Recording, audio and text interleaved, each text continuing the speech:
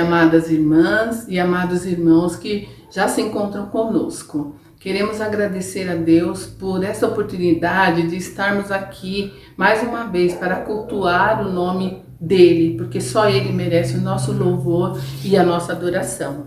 E queremos começar esse culto com uma oração. Então oremos.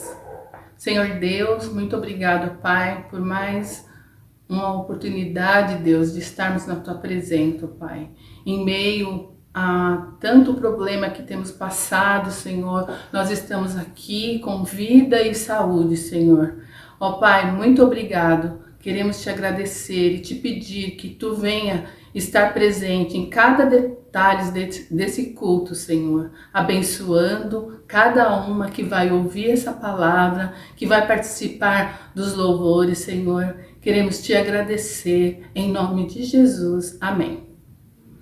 E o motivo do nosso culto é agradecer a Deus pela vida das mulheres cristãs evangélicas e todas as outras que seguem o nosso Deus. E no dia 8 de março foi comemorado o Dia Internacional da Mulher. E no dia 4 de abril é comemorado o Dia da Mulher Cristã Evangélica.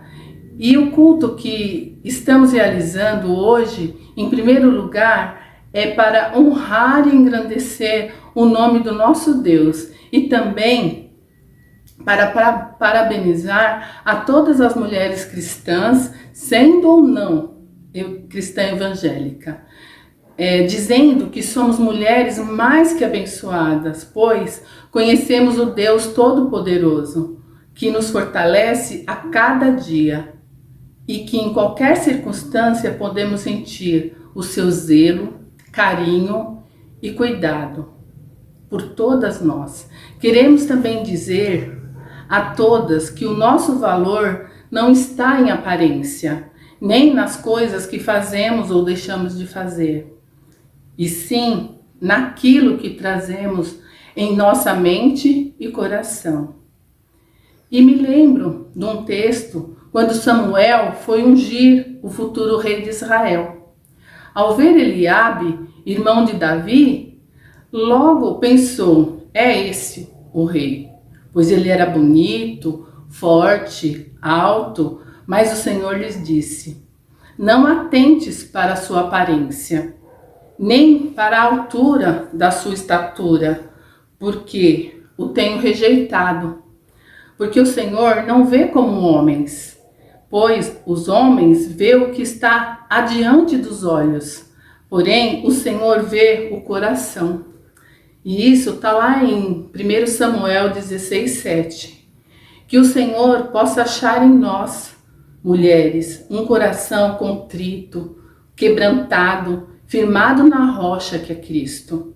E que possamos conservar nesse coração a esperança no nosso Senhor, que nos faz mais do que vencedoras.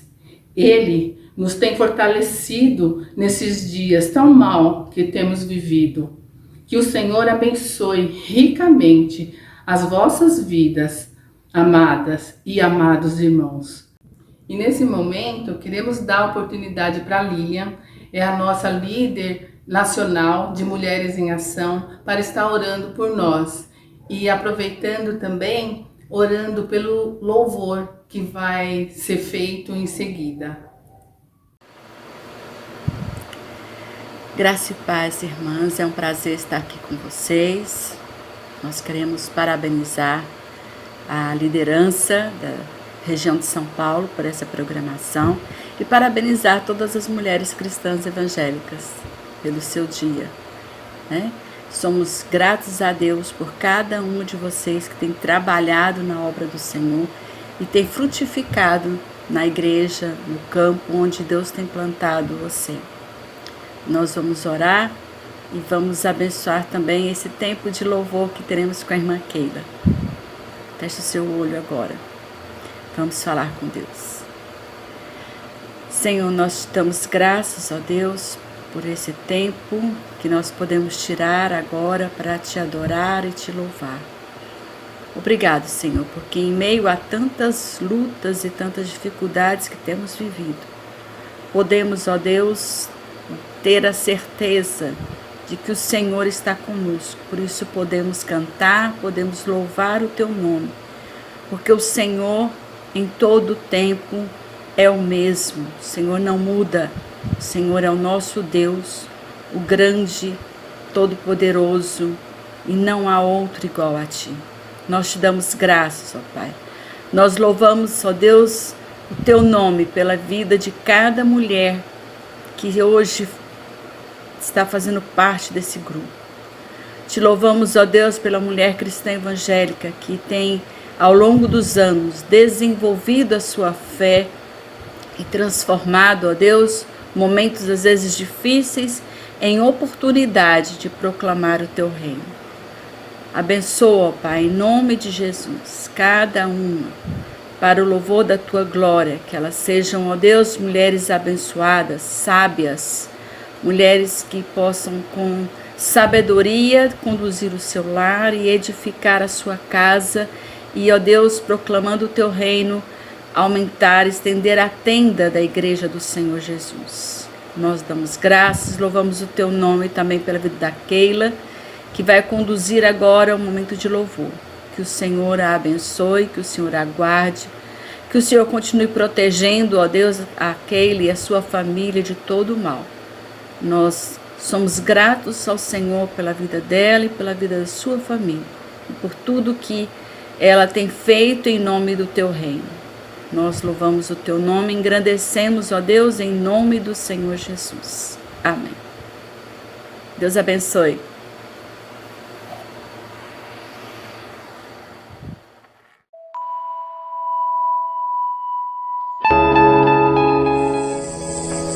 Olá, meus irmãos e minhas irmãs, graça e paz do Senhor. É uma alegria muito grande estar com os irmãos e estarmos aqui juntos louvando ao Senhor. Esse é um hino bem conhecido e ele fala exatamente de esperança, porque a gente tem o Senhor Jesus, a gente pode crer no amanhã. Esses tempos difíceis que temos vivido de pandemia, de falta de esperança, de falta de confiança, de falta de conhecimento das coisas de Deus, mas nós conhecemos o Senhor Jesus e nós temos certeza. Nós podemos crer no amanhã, porque o Senhor Jesus vive e glória a Deus por isso.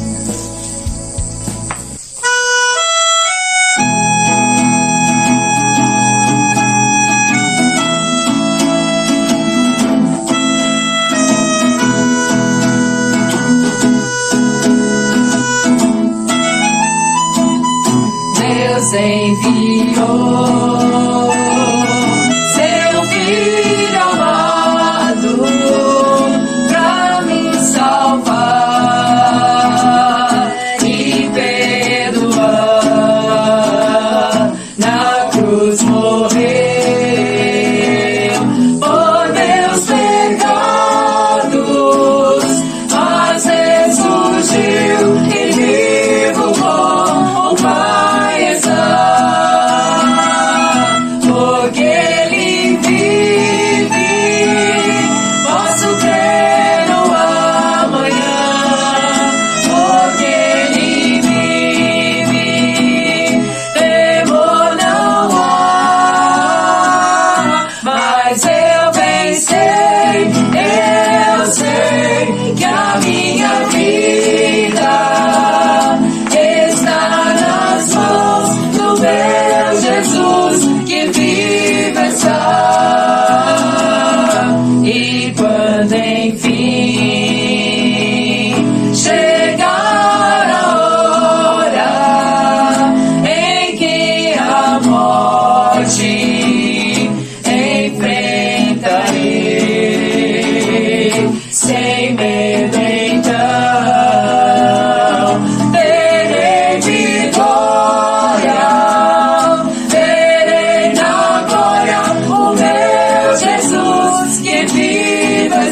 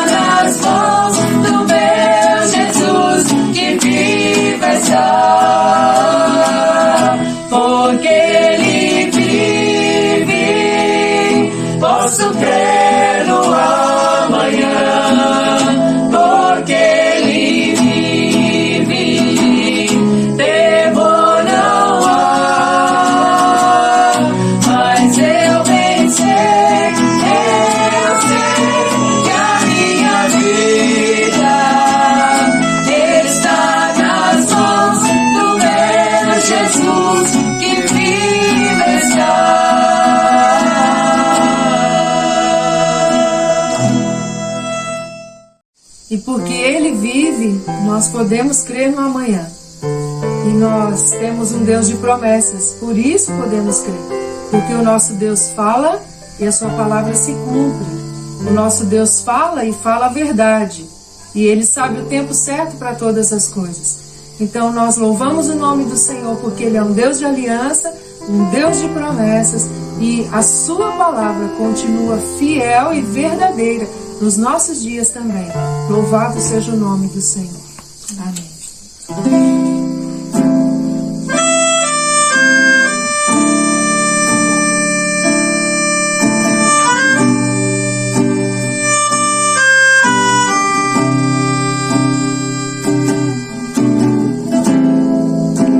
Sei que os teus olhos, sempre atentos, permanecem em mim.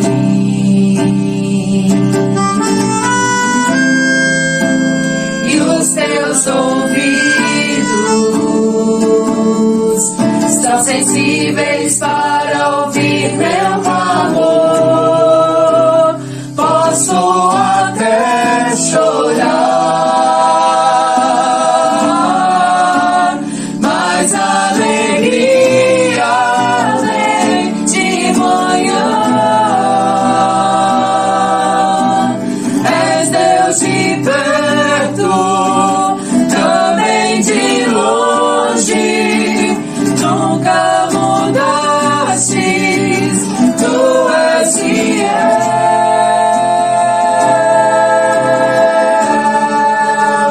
Deus de aliança, Deus de promessas, Deus que não é homem pra mentir.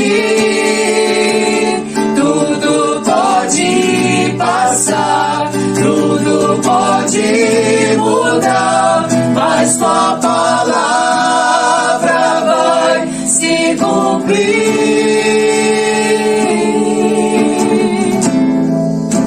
Sei que os teus olhos, sempre atentos, permanecem em mim.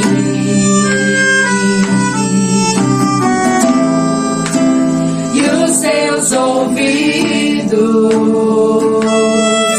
são sensíveis para ouvir meu clamor. Posso até chorar, mas a alegria vem de manhã. És Deus de perto, também de longe, nunca mudastes, tu és fiel.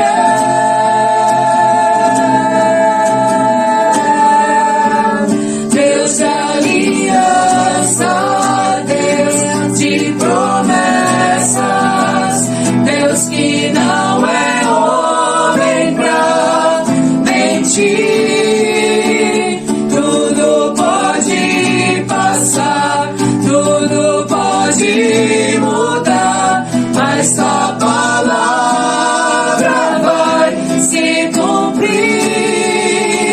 Deus de aliança, Deus de promessas, Deus que não é homem pra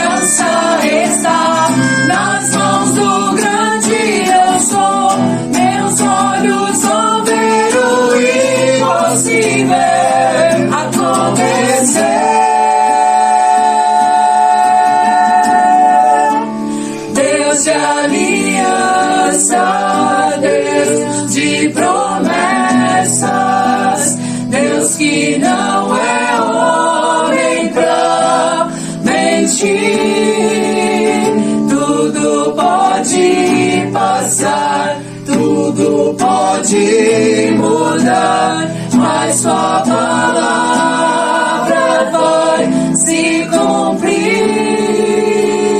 Deus de aliança, Deus de promessas, Deus que não é homem pra mentir.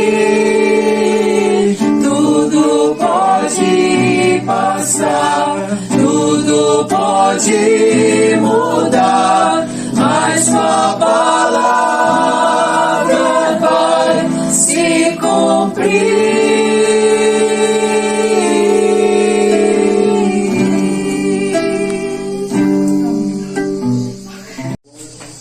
Nosso assunto é esperança. E esse cântico fala exatamente sobre isso.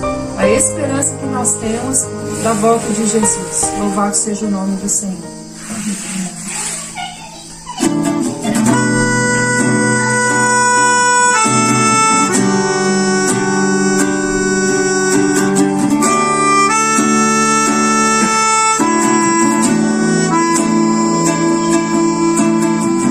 Tu és a minha luz, a minha salvação, e a ti me renderei.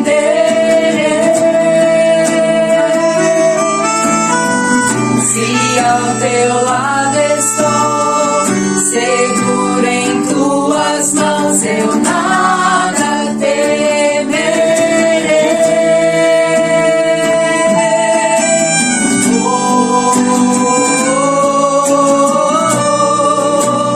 Tu és santo, ó Senhor.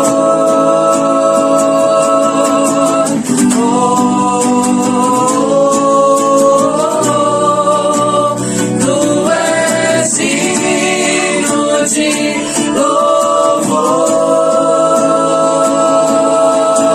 Só em ti confiarei, eu nada temerei. Em frente eu irei, pois eu sei que vivo estás, e um dia voltarás do céu pra nos buscar, pra sempre reinarás. Aleluia.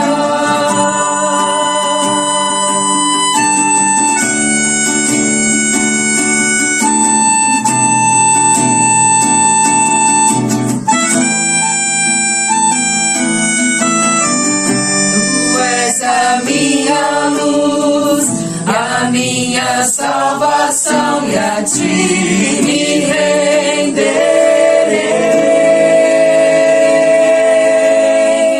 Se ao teu lado estou, seguro em tuas mãos, eu nada temerei.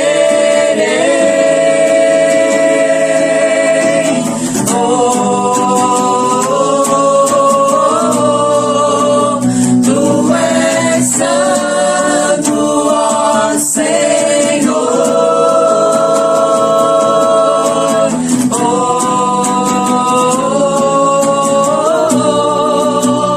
Tu és digno de louvor. Só em ti confiarei,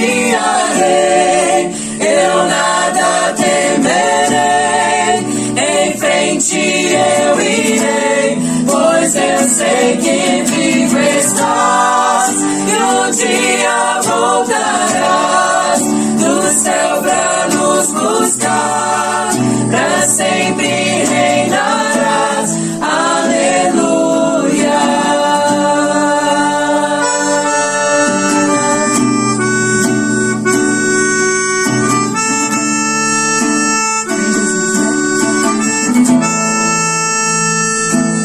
Vem Jesus, vem Jesus, Maranata, ora vem Senhor Jesus. Vem Jesus, vem Jesus, Maranata, ora vem Senhor Jesus.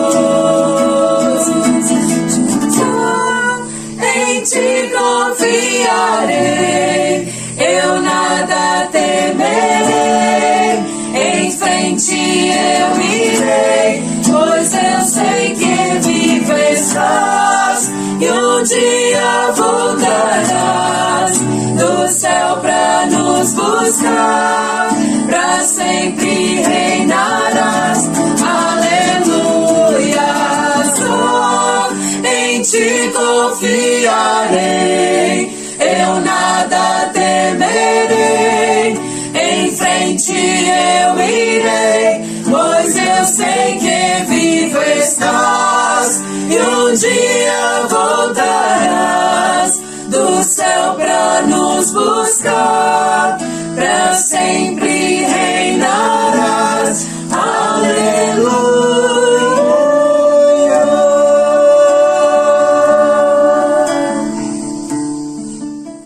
Queremos agradecer a Deus por essa família tão abençoada que nos trouxe louvor nessa noite. E queremos pedir agora para a dona Euna estar orando pela nossa preletora, que trará a mensagem nessa noite. Vamos orar? Bondoso Deus e Pai, santo, santo, santo é o teu nome, Senhor. E nesse instante, queremos pedir perdão para adentrar a tua presença. Senhor, somos gratos pelo louvor ministrado a nós, pelos teus servos, e nós juntos louvamos e exaltamos o teu santo nome. Ah, Deus, mesmo em momentos ruins, não agradáveis, pelos quais o teu povo, o Brasil, o mundo está passando, mesmo em qualquer situação, o Senhor está conosco e temos sentido a tua boa mão a nos abençoar. Eis o motivo do nosso louvor. A tua palavra nos conclama a louvá-lo pelos teus atos poderosos, louvá-lo conforme a tua grandeza. Bendito és tu, Senhor, porque somos fortalecidos quando louvamos o teu santo nome. Portanto, aceita no teu trono de graça o que acabamos de cantar. Agradecemos-te também, meu Deus, por esta família, nossos irmãos. Use suas vidas tão somente para agradar-te. Faça-os sempre firmes e fortes no Senhor, para abençoar outros com suas vozes, ministrando e exaltando o teu nome. E agora, Senhor, quando vamos ouvir a tua palavra, que será ministrada pela tua serva, Cláudia, pedimos ao Senhor que repouse sobre ela o teu Santo Espírito para falar aos nossos corações. É o que nós pedimos em nome do nosso Senhor e Salvador Jesus Cristo. Amém. Olá, minhas queridas irmãs das Mulheres Cristãs em Ação, que estão reunidas para adorar o Senhor, para ouvir a sua voz. Eu sou Cláudia Krieger e me sinto bastante honrada de poder estar com vocês nesse privilégio que é a gente aprender do Senhor, nos acercarmos da sua palavra, que é fonte de vida, que é a verdade absoluta, e junto com as irmãs a gente poder conversar um pouco mais sobre esse tema tão importante que me foi solicitado pela irmã Dorcas, a quem eu saúdo, e junto com ela todas vocês. Firmadas na rocha, conservando a esperança. Que coisa maravilhosa é a gente poder pensar em esperança no momento onde nós temos que enfrentar tantos desafios, tantas coisas que ameaçam a nossa estabilidade, a nossa espiritualidade, o nosso equilíbrio como santas mulheres de Deus. E o tema que eu trago hoje para vocês, para nós ponderarmos, é muito precioso para mim, é muito caro para mim, porque como estudiosa do Antigo Testamento, a gente sempre procura encontrar na palavra de Deus elementos que possam fazer sentido, que tenham interface com a nossa realidade de crentes do Novo Testamento. E essa palavra, ela me é muito preciosa, eu queria poder compartilhar com vocês na esperança que o Senhor trabalhe nos nossos corações, que seja extremamente edificante, desafiador, encorajador, e que nós saiamos desse encontro mais motivadas a cumprirmos a vontade de Deus. O tema que eu separei para vocês foi Prisioneiras da Esperança. Como viver bem no dia mau. O apóstolo Paulo, há 2000 anos atrás, escreveu aos Efésios uma palavra que é muito pertinente para os nossos dias. Efésios 5, 15, 17 diz o seguinte: portanto, tenham cuidado com a maneira como vocês vivem, e não vivam como tolos, mas como sábios, aproveitando bem o tempo, porque os dias são maus. Por essa razão, não sejam insensatos, mas procurem compreender qual é a vontade do Senhor. Essa exortação de Paulo, ela é muito pertinente para esse nosso momento. Por quê? Porque realmente não precisa ser muito perspicaz para a gente notar que tudo ao nosso redor está muito transtornado. Nós vivemos nos dias maus. E Paulo, há 2000 anos, já estava falando que iriam chegar dias maus. Ele mesmo já estava experimentando, em certa medida, esse dia mau, porque ele estava preso enquanto escreve essa carta. Mas quando ele diz para a gente que mesmo no dia mau a gente precisa ter uma certa medida de sensatez, ele nos alerta para uma responsabilidade da gente como mulher crente de ter uma postura diferenciada em relação a tudo que acontece ao nosso redor. Esses dias maus vêm por quê? Porque com tudo que acontece nesse mundo em constante ebulição, constante mudança, muitas vezes a gente é levado a experimentar a crise. E eu basicamente quero tratar com vocês sobre enfrentamento da crise no dia mau. Como viver bem no dia mau. Mas o que é uma crise? Crise é uma mudança brusca, uma alteração importante no desenvolvimento de um ou mais eventos ou acontecimentos. Ou seja, a crise ela entra de sopetão interrompendo um fluxo normal da vida. Ela se instaura de maneira inesperada e muitas vezes insolúvel, e a gente é obrigado a lidar com elementos que não estávamos preparados para aquilo. Então a crise é uma mudança brusca. A crise pode ter naturezas diferentes, ela pode se instaurar no nível físico, como a gente tem percebido agora, né? A pandemia, e a gente tem outros níveis de doença também, muita gente enfrenta câncer, muita gente enfrenta outro tipo de desafio na área física. E elas podem ter também elementos simbólicos. Muita gente tem reclamado de estar deprimido, muita gente reclama de estar sofrendo de ansiedade. Essas alterações, como resultado da crise, elas podem trazer para a gente uma instabilidade interior que também se projeta no nosso contexto vivencial. Crises são situações complicadas, em que nós enfrentamos muitas vezes a escassez. Nosso país, infelizmente, tem testemunhado essa dificuldade e os crentes não estão isentos desse sofrimento. Muitos irmãos, por conta da continuada crise, da situação da pandemia, têm enfrentado dificuldades econômicas e, com isso, dificuldades também na sua produção, e sofrem com essa coisa da escassez em casa. E, para complementar a ideia da crise, se a gente fosse pensar assim, bom, poderia ser uma de cada vez, como as ondas do mar, né? Vem uma, depois vem outra, mas muitas vezes a vida nos traz um dilúvio de crises, uma que puxa a outra, a gente pode olhar, a gente olha um tsunami na nossa vida. Essa é a definição de crise, essa é a definição do dia mau. Imagino que vocês podem se lembrar de algum momento da vida que viveram isso, ou se lembrar de pessoas que estão experimentando isso, mas, no geral, na atual conjuntura, o mundo está em crise. Nós vivemos uma crise sanitária. A pandemia trouxe para a gente um momento totalmente diferenciado, onde a gente teve que se readaptar um novo normal rapidamente para poder continuar sobrevivendo.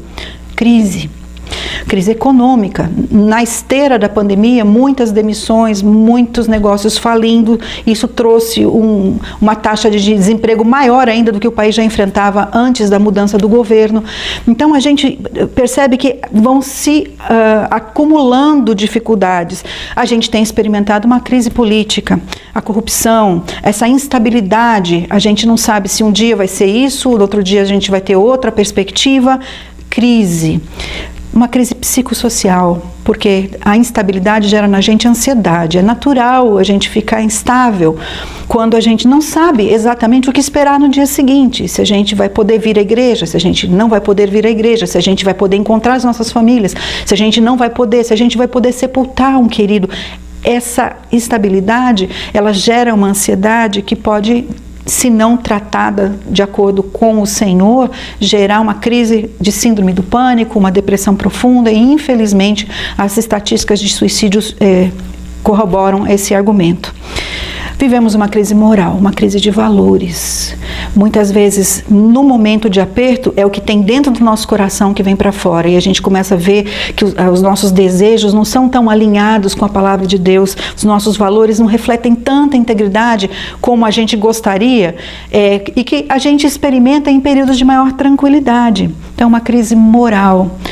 E, acima de tudo, mais profunda e abrangendo todos esses aspectos, a gente vive uma crise espiritual. Muita gente com medo de morrer, muita gente com medo de enfrentar o Criador, muita gente com medo de enfrentar a sua própria pecaminosidade. Essa crise espiritual, ela pode ser inclusive o fundamento para todas as outras crises que a gente vive, porque o espiritual, a natureza imaterial, ela tem uma predominância e uma influência sobre todas as outras coisas da nossa vida. O nosso mundo espiritual, ele é o mundo determinante de todas as nossas outras facetas. Nós vamos conversar um pouquinho mais sobre isso na frente. Então, vivemos num mundo em crise, e é uma crise pandêmica, é uma crise estabelecida, e a gente não tem, a princípio, humanamente falando, uma esperança palpável para que haja uma solução imediata para essa nossa crise. Aí eu fico pensando, crentes em crise? Muita gente acha que crente não passa por crise, que o crente consegue superar essas dificuldades com um sorriso no rosto, né? Tropeça aqui, cai acolá, levanta e continua a cantar, diz aquele corinho antigo, né? Mas a realidade e as escrituras, acima de tudo, nos afirmam que gente fiel, temente a Deus, com muito compromisso com o Senhor, passa e passou por profundas crises. E a gente observa que, mesmo em meio a crises, alguns tiveram uma atitude um pouco mais de leveza no enfrentamento, mas outros tiveram uma atitude bastante questionadora. Basta a gente ler os salmos, vários salmos, dizendo até quando, Senhor? Basta a gente ler o miolo da história de Jó, né? Que a gente sabe que Jó é a epítome da crise, né? Ele foi levado a uma situação totalmente inesperada, ondas e ondas de perdas, e o miolo do livro de Jó é todo um questionamento diante de Deus. Senhor, o que é isso? O que está acontecendo? Então, muitas vezes a gente tem essa ideologia triunfalista, né, dizendo que o crente, ele tem uma maneira de lidar com a crise que é diferente.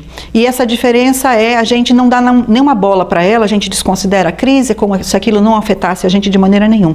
Mas, na verdade, não são os crentes que entram em crise, são as nossas crenças que entram em crise. Nós somos confrontados no momento da dor com a realidade diretamente em confronto com aquilo que a gente aprende na igreja, aquilo que a gente aprende na palavra, e parece que as coisas não se harmonizam, parece que as coisas não se encaixam.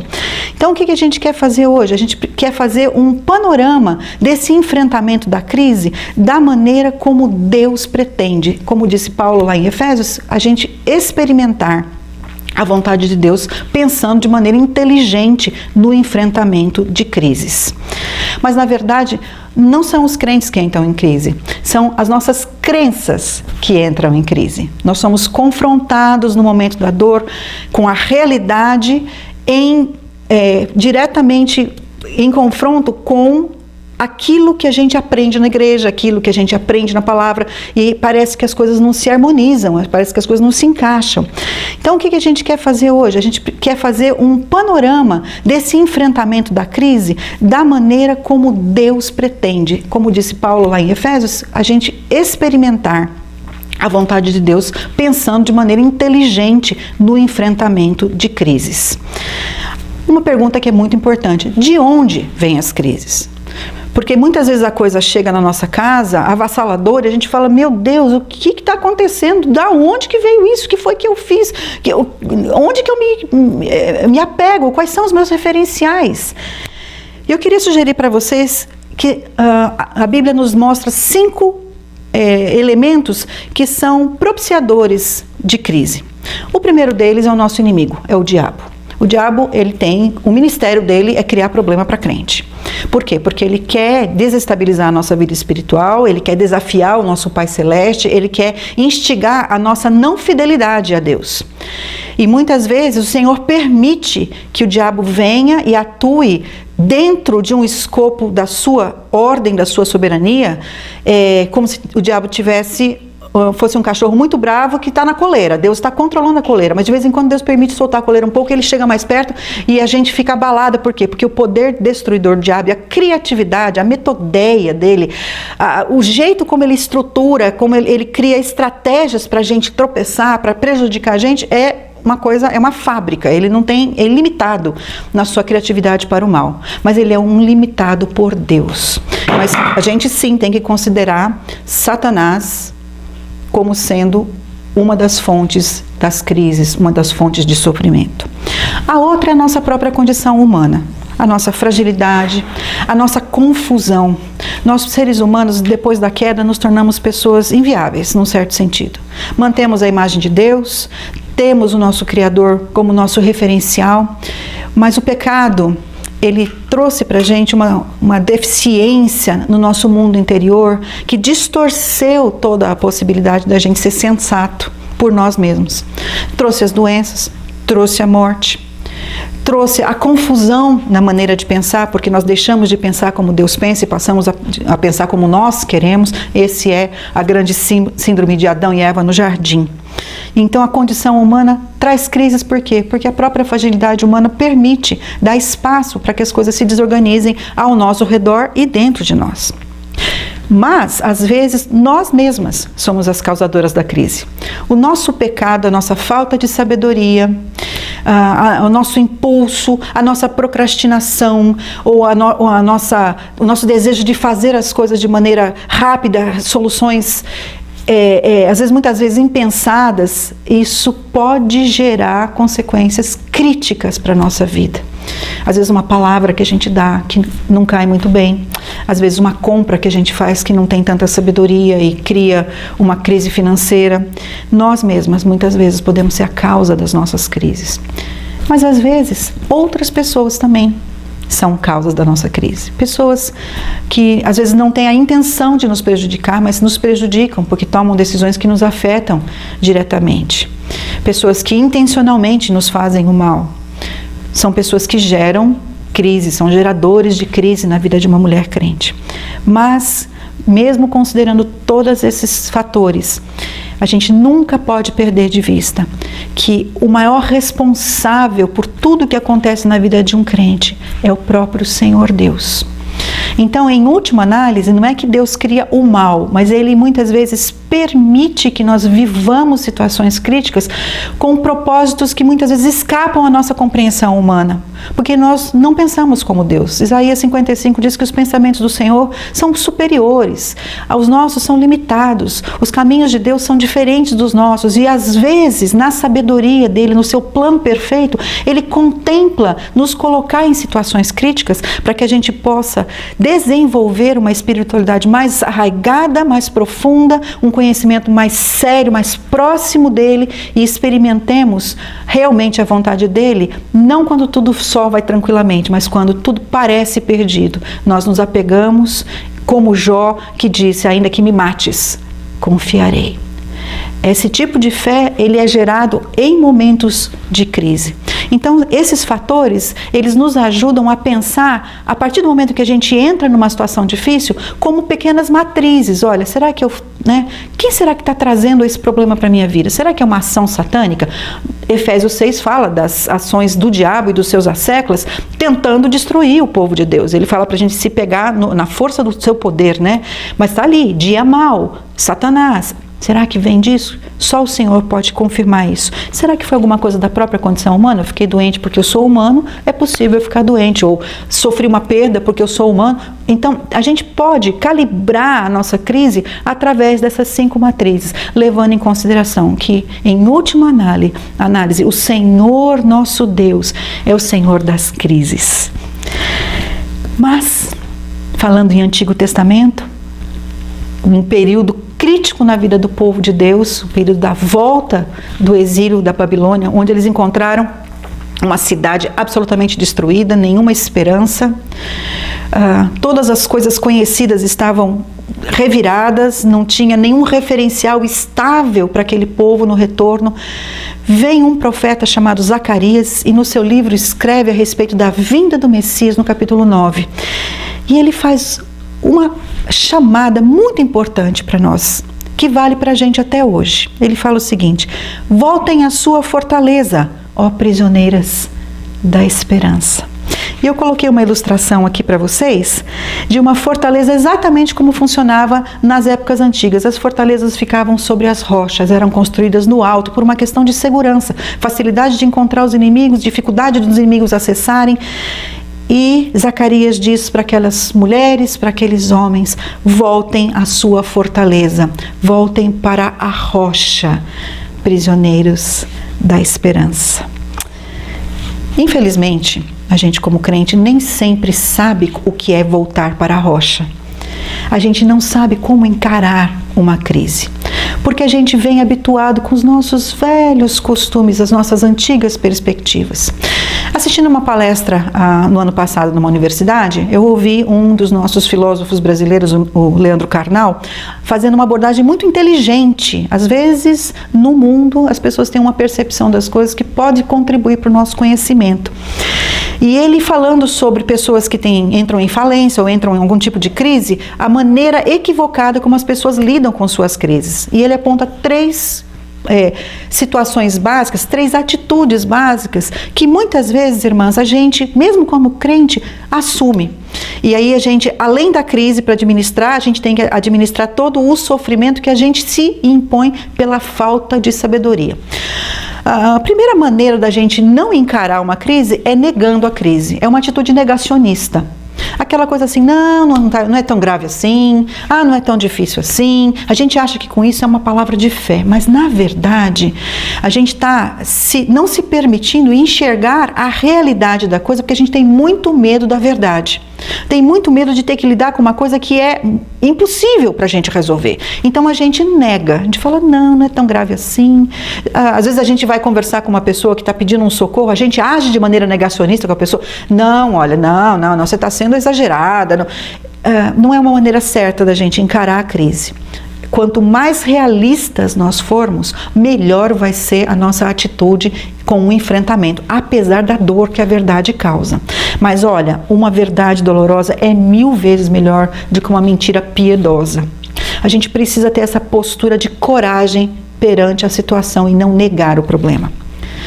Uma segunda maneira da gente lidar de maneira ruim com a crise é o que a gente chama de saudosismo. Sabe aquela história? Eu era feliz e não sabia. No meu tempo lá atrás, quando as minhas filhas eram pequenas, quando eu tinha isso, aquilo, outro. A gente fica olhando pelo retrovisor da vida.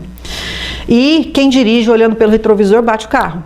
Por isso é que o para-brisa é muito maior do que o retrovisor. A gente tem 3 espelhos pequenininhos e um vidro enorme. Por quê? Porque a gente dirige a vida para frente, não pela ré. A ré é um elemento importante para a gente poder ter noção do que passou e a distância, mas passou. Quando a gente fica com uma atitude saudosista, a gente também tem uma distorção de realidade. Porque na época que a gente vivia aquilo que a gente está invocando como situação perfeita, a gente também passou por problemas. Quem já foi mãe de filho pequeno e hoje fica com saudade porque o filho já está grande, a gente já não tem mais tanta ingerência na vida desse, a gente muitas vezes esquece que a gente acordou muitas vezes à noite com um filho com febre, que a gente teve que amamentar, que a gente fez uma porção de coisas que naquele momento representaram pequenas crises para nós. Mas porque passou, o efeito da crise passou, a gente esquece que foi crise e só fica, eu era feliz e não sabia. Não é uma maneira inteligente. O ideal é olhar para a realidade, o hoje, porque hoje é o dia que o Senhor nos deu. E olharmos para isso com uma perspectiva de frente, de futuro. O passado ficou para trás. E a última das maneiras, que é muito feminina, infelizmente, é a histeria. a gente olha para a crise e se descabela, fica doida. Começa a gritar, começa a chorar, e desabridamente, e começa a murmurar, e começa a reclamar, e telefona para todo mundo. E à medida que a gente vai perdendo o nosso controle emocional, o que era de um tamanho, ele passa realmente a ficar enorme. Existe uma distorção de lente na histeria, que não colabora para a gente ser útil na solução. Porque a gente está tão fixada no problema e tão desesperada por causa dele que a gente não consegue voltar para a realidade. E aí tudo fica muito pior. Então, não para o negacionismo, não para o saudosismo, não para a histeria. Se eu não posso pensar nisso, Cláudia, como é que eu tenho que pensar? Eu quero propor para vocês, queridas, que tudo é uma questão de perspectiva. O que é perspectiva? É posição de olhar. É matriz pela qual você enfrenta, você observa as coisas. Se eu tenho uma matriz essencialmente horizontal, eu vou olhar o problema como sendo a pedra que está no meu caminho. Eu só vou enxergar aquilo, eu só vou pensar naquilo, eu vou entrar numa crise neurótica que nos torna pessoas absurdas, porque a gente não consegue mais raciocinar de maneira coerente sobre a coisa. O pensamento horizontal, ele é liso, ele só faz a gente olhar para o problema. Mas quando a gente tem Jesus, quando a gente tem a Bíblia, quando a gente tem a igreja, os santos do Senhor, que nos são dados para levar os nossos fardos, a gente consegue passar dessa horizontalidade embrutecida para uma verticalidade santificada. O nosso olhar levanta e a gente consegue começar a perceber que há mais naquilo ali do que só o que a realidade nua e crua nos apresenta. E isso é maravilhoso. Por quê? Porque quando a gente olha pelo sentido vertical, a gente ergue os nossos olhos e encontra quem ali em cima? O nosso Deus, o Deus de toda bênção. Então a gente começa a olhar para a realidade com uma perspectiva um pouco mais real. Porque a nossa realidade como crentes não é a terrena, é a celeste. Não é isso que fala Colossenses 3? Que a gente deve olhar para as coisas de cima. É nessa hora que isso vale. Então o que acontece? Quando a gente consegue verticalizar o nosso olhar, no meio de uma crise, a gente começa a calcular a crise de uma maneira diferenciada. E aqui eu quero usar as palavras de um pastor amigo meu muito interessante. Ele falando sobre sofrimento, ele falou que muitas vezes nós reconhecemos facilmente as bênçãos declaradas, aquelas que a gente desfruta sem ter que desembrulhar muito pacote. Então, a saúde, são os netinhos em casa, como quando os meus vêm eu fico felicíssima, é a gente poder desfrutar de uma boa refeição, da comunhão dos irmãos, bênçãos declaradas, a gente não tem que pensar muito para reconhecer. Mas existe um outro tipo de bênção que a gente chama de bênção disfarçada. Aquela bênção que é igual aqueles presentes de elefante branco que você é obrigado a tirar um monte de pacote, desembrulha, tira a caixa, desembrulha, tira papel, desembrulha, tira papel alumínio e lá no fundo tem alguma coisa para você. Essas bênçãos disfarçadas, elas necessitam desse olhar verticalizado para elas serem reconhecidas na sua natureza de bênção. Deus é o Deus de toda bênção. Como é que eu faço isso como mulher? Eu tenho, dentro da Bíblia, um paradigma de mulher que é a mulher virtuosa, que na verdade, no termo original, não é bem virtuosa no sentido de aquela mulher meiga, mansa, doce, é tudo isso, mas esse termo é um termo militar, é uma mulher valiosa, forte, proativa, guerreira, capaz, decidida. Basta a gente olhar cada versículo ali, a exposição da alma daquela mulher, nas suas atitudes de enfrentamentos às diversas situações que se apresentam na vida dela. Ela é uma mulher cheia de energia, ela é uma mulher produtiva, mas ela, acima de tudo, ela tem algo que determina essa postura de enfrentamento, que não é esse empoderamento pregado pelo feminismo contemporâneo, que é um empoderamento agressivo, é um empoderamento de exigência de direitos, mas é um empoderamento que traz para ela um equilíbrio no meio de todas aquelas coisas que ela precisa articular como mãe, como esposa, como profissional, como mulher. Ela tem muitos desafios e certamente muitas crises. E aquela mulher parece ser serena, equilibrada, porque ela tem um eixo. E o eixo está lá no versículo 30 do capítulo 31.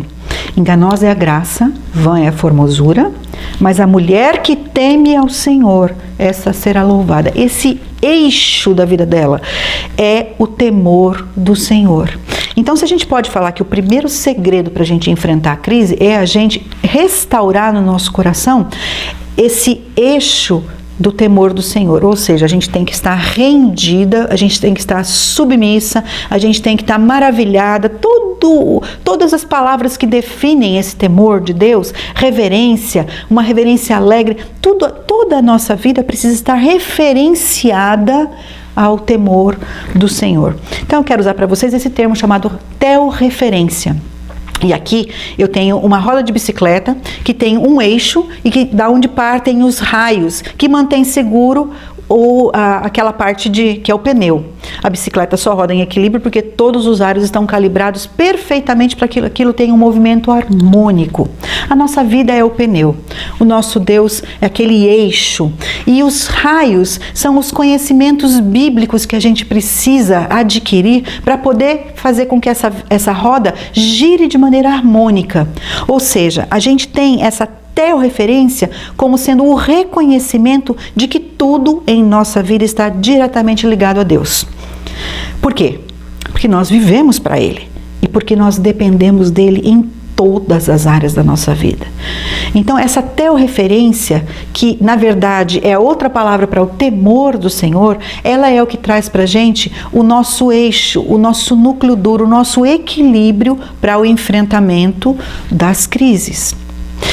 E como é que funciona essa coisa da relação do eixo, que é o Senhor, com a gente e as diversas áreas da nossa vida que formam o pneu, a roda da bicicleta? A gente tem que pensar que tudo na nossa vida, como gira em função de Deus, tudo pertence a Deus. Então, a maneira como Deus fala com a gente hoje é a mesma maneira como Ele falava com os servos dele no passado. Deus fala com Ele se revelando a nós.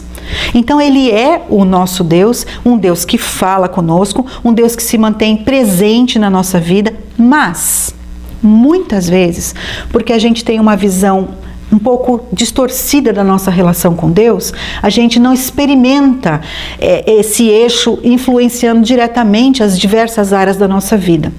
E muitas vezes não é nem questão de falta de conhecimento bíblico. Às vezes, sim, às vezes as mulheres de Deus não gastam tempo suficiente com as Escrituras. Ou gastam tempo com as Escrituras de uma maneira superficial. E quem já me conhece há algum tempo sabe que eu sou uma fã de mulher estudar teologia. Por quê? Porque a teologia não é uma coisa fora da realidade do crente do dia a dia. A teologia é aquilo que traz para nós um conhecimento bíblico sólido, estruturado, seguro para que ele possa ser devidamente aplicado nas múltiplas áreas da nossa vida. Então dentro da Escritura, a gente tem várias teologias. A gente tem a teologia da mulher, a gente tem a teologia da criação dos filhos. São teologias práticas, são os elementos que Deus nos dá para que a gente possa conseguir viver nessa vida e enfrentar as crises do jeito certo, de acordo com as Escrituras. Essa é a sabedoria que Paulo fala lá em Efésios. A gente não ser insensato. Insensatez é fugir da sabedoria de Deus. Mas se eu quero me achegar à sabedoria de Deus, eu preciso buscar isso no livro de Deus. Nem sempre a gente faz isso. Nem sempre. Pouco conhecimento bíblico, pouca teologia ou teologia fraca produz mulheres fracas, incapazes de enfrentarem a vida do jeito de Deus. Mas às vezes a questão não é falta de conhecimento. Às vezes a questão é uma postura secularizada em relação a Deus e a sua palavra. Eu chamo isso de ateísmo funcional. Eu queria propor para vocês com relação a o ateísmo funcional o seguinte, que muitas vezes uma mulher não suporta a crise e sucumbe porque as suas bases de crença são insuficientes. Ou seja, essa mulher não tem a mente formatada pelas Escrituras. Ela tem dificuldade de entender alguns princípios, muitas vezes a leitura bíblica é uma leitura bíblica superficial. E eu sou uma fã de mulher estudando teologia justamente por quê? Porque nós mulheres temos muita tendência a enfrentarmos crises de diversas naturezas. E se a gente não conhece a maneira como Deus trata com esses diversos assuntos, ou seja, as diversas teologias bíblicas e práticas que a Escritura nos apresenta, nós não temos o recurso de Deus para poder superar essas crises de maneira inteligente, de não sermos insensatas para enfrentarmos o nosso dia mal. Então é muito importante, minhas irmãs, mas fundamental, que as igrejas, as denominações, os pastores, as pessoas que estão responsáveis pelo ensino bíblico caprichem muito nessa área do ensino teológico feminino. Não para que a gente se torne pastora, não para que a gente se torne grandes preletoras, mas para que a gente tenha subsídio para o dia a dia. Teologia fraca propõe mulher fraca, e mulher fraca não consegue pensar de acordo com a vontade de Deus na hora da crise. Então esse pode ser um aspecto, mas o ateísmo funcional tem um outro aspecto que para mim é um pouco mais grave, porque há muita mulher que tem um conhecimento bíblico profundo, sabe muitas coisas sobre Deus, que pode dar aulas e fazer congressos, enfim, uma mulher que está constantemente exposta ao conhecimento bíblico, mas que na hora da crise, na hora da prática, a postura dela em relação àquilo isso não funciona para mim. Deus não resolve os meus problemas. Achamos muitas vezes que a palavra de Deus, porque ela foi escrita há mais de 2.000 anos, alguns livros até 3.000 anos atrás, 4.000 anos atrás, ela não tem muita relação com a nossa sociedade cosmopolita, sofisticada, pós-moderna, cujos problemas são muito particulares. A gente desloca o valor da Escritura, tirando o foco dela para ser o nosso filtro para a leitura das nossas crises pós-modernas. Então, com isso, Deus tem um lugar para a gente no domingo. Ele nos encontra na igreja, nós cantamos, nós oramos, damos nossa oferta, fazemos o nosso ritual religioso, mas quando a gente precisa olhar para a vida, para a realidade, a gente simplesmente não considera Deus importante. O que Ele diz não importa. É essa atitude que eu chamo de ateísmo funcional, porque você professa um ateísmo essencial, você crê, mas na prática você age como se não tivesse nenhuma crença, como se você não tivesse Deus na sua vida. Isso é um problema muito sério. Por quê? Porque, como eu disse lá atrás, o crente em crise é uma crença em crise, ou seja, o que está sendo checado é o que a gente realmente acredita, é o que a gente tem de estrutura bíblica no nosso coração para o enfrentamento da vida. Por quê?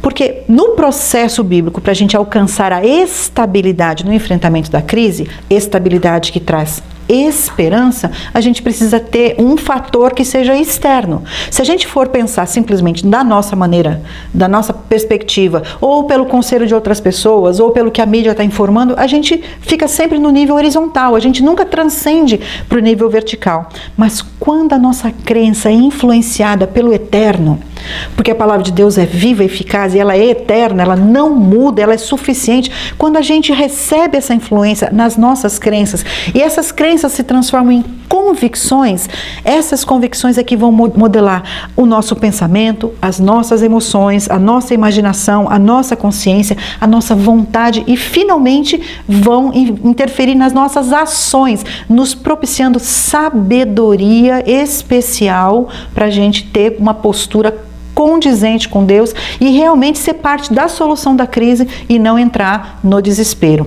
Então, uma mentalidade bíblica, ela traz para a gente naturalmente um caminho melhor. Nós nos tornamos prisioneiras da esperança quando nos tornamos prisioneiras da palavra de Deus.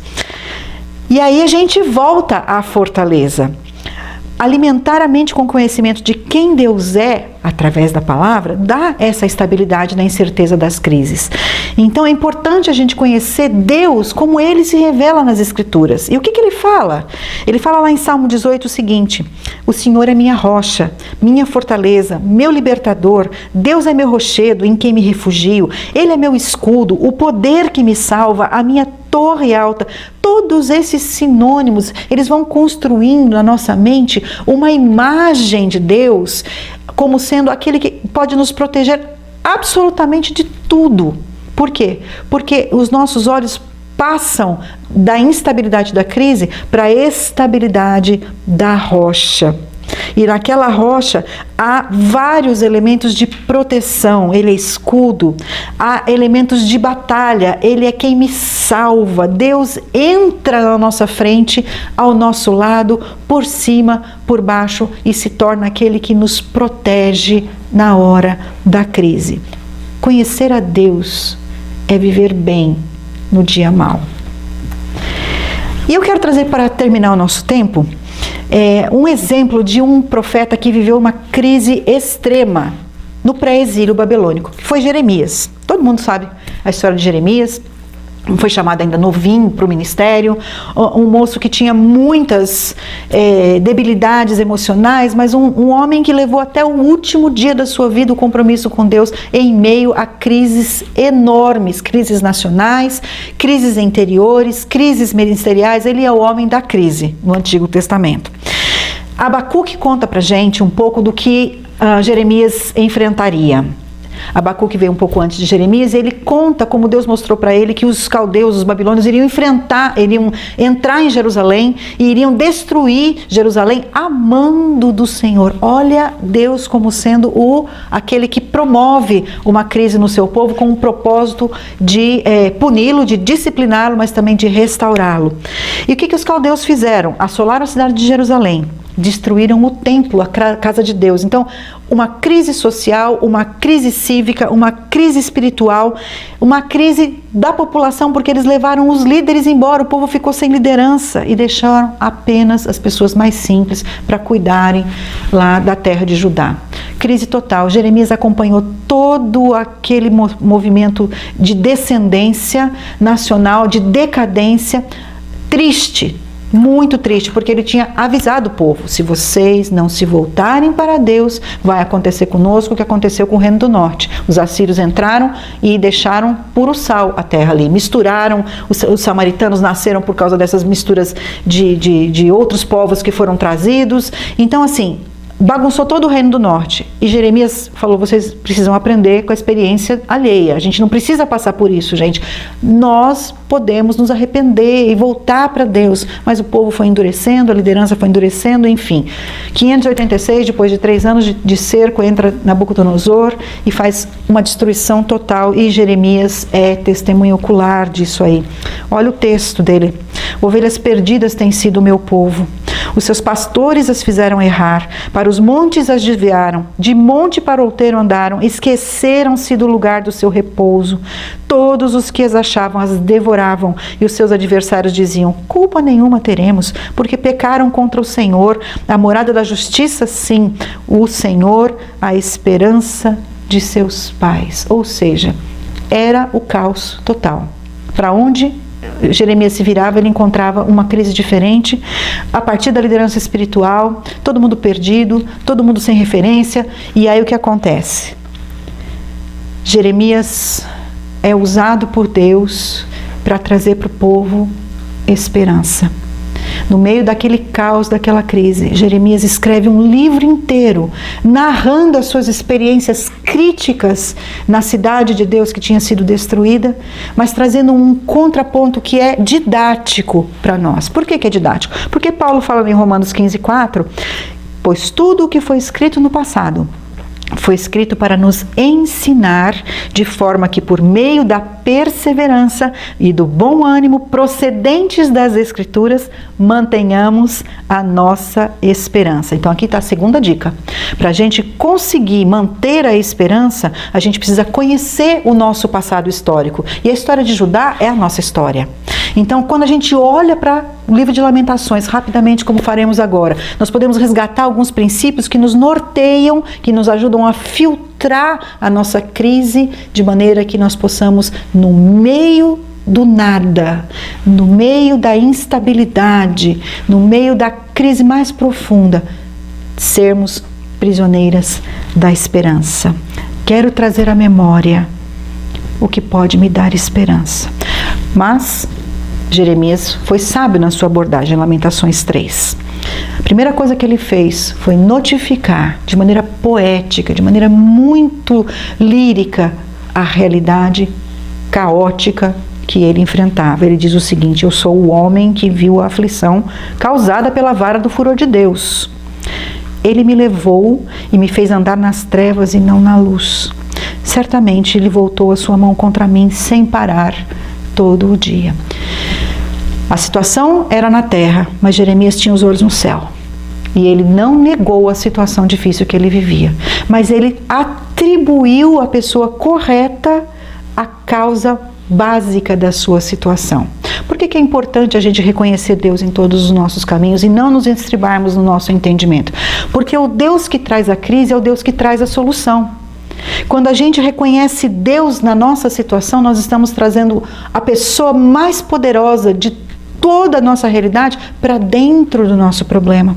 E a gente vai fazer uma análise disso a partir não do desespero, mas da esperança. Porque o Deus que trouxe a aflição é o Deus que faz a ferida e Ele a cura.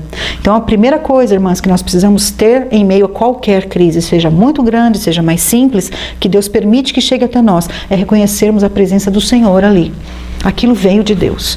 Pode ter usado outras pessoas, pode ter usado o próprio Satanás, pode ter usado a gente, pode ser em função da nossa própria humanidade frágil. Mas, em última análise, o Senhor está usando aquela crise para nos atrair, para olharmos para Ele. Ele está naquela crise. O Senhor é quem está conosco na crise. Ele é responsável por nós no nosso momento difícil. Jeremias, em Lamentações 3, ele faz questão de pontuar que ele reconhece Deus na crise. Não é o acaso, não foi má sorte, não foi macumba que fizeram, nada disso. Deus, o meu Deus, é que trouxe essa vara de disciplina sobre o meu povo. Eu reconheço isso.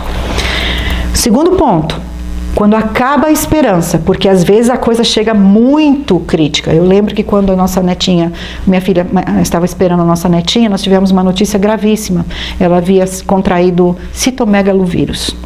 E assim, em proporções estratosféricas. Ela morava em São Paulo, naquela época eu ainda morava em Goiânia. Ela me ligou e falou: mamãe, tem um assunto grave para tratar com você. Eu posso ir para aí? Venha, né? Aí ela me contou que ela tinha feito exames, os exames tinham sido feitos pelo governo, então já tinham mais de 3 semanas, bem mais do que 3 semanas de exame, e tinha dado uma infecção altíssima por citomegalovírus com risco de vida para nossa netinha. Ela estava grávida de 6 meses. O Senhor foi maravilhoso, operou, tratou, não permitiu que ficasse nenhum tipo de sequela, mas imagina o nosso coração naquele momento. E eu confesso, irmãs, a minha esperança naquele momento, porque eu tinha várias amigas médicas e várias delas querendo me ajudar, falaram: você sabe a gravidade da situação, né? Você sabe a situação, você sabe. O médico infectologista que estava tratando da minha filha disse o seguinte no telefone para o meu marido: nesse nível de infecção nós vamos ter que escolher entre a vida de uma e de outra. Mas, irmãs, como é bom quando nós temos o Espírito Santo do Senhor no nosso coração, que diz: eu acalmei o mar, eu tenho controle dessa situação. Mas naquele momento a minha oração não foi: ai, glória a Deus, Ele está nessa situação. Naquele momento eu orei como Jeremias: já não sei o que é ter paz, esqueci o que é desfrutar do bem. Eu disse: não tenho mais forças, a minha esperança no Senhor acabou. Mas aí vem uma oração: lembra-te da minha aflição e do meu andar errante, do absinto e da amargura. Mesmo no momento mais profundo de uma crise insustentável, que derruba os nossos ânimos, que nos tira a perspectiva, nós ainda podemos orar honestamente a Deus, clamando por livramento: Senhor, me livra dessa aflição. Eu me lembro que meu marido e eu estávamos no carro quando o telefonema do médico chegou. Nós paramos estacionando e chorando. Nós oramos ao Senhor: Senhor, nós estamos lidando com algo que está além da nossa compreensão, está além da nossa força, está além da nossa possibilidade de decidir entre uma vida e outra. Quem somos nós para decidirmos com a vida? O Senhor é o Deus da vida, age a nosso favor. E eu sou testemunha do Hesed divino, do amor leal de Deus. Porque quando nós chegamos no nosso limite de possibilidade, na nossa fraqueza extrema, Deus toca no nosso coração, enxuga as nossas lágrimas, ergue os nossos olhos e a gente fala como Jeremias: quero trazer à memória o que pode me dar esperança. As misericórdias do Senhor são a causa de não sermos consumidos, porque elas se renovam, elas não têm fim, elas se renovam a cada manhã. Grande é a tua fidelidade. A minha porção é o Senhor, diz a minha alma, portanto esperarei nele.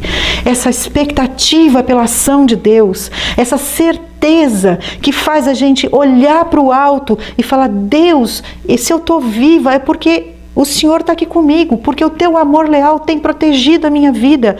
O teu amor leal é infindo, porque o Senhor é infinito. E tudo que diz respeito ao Senhor também é infinito. A tua fidelidade é imensa.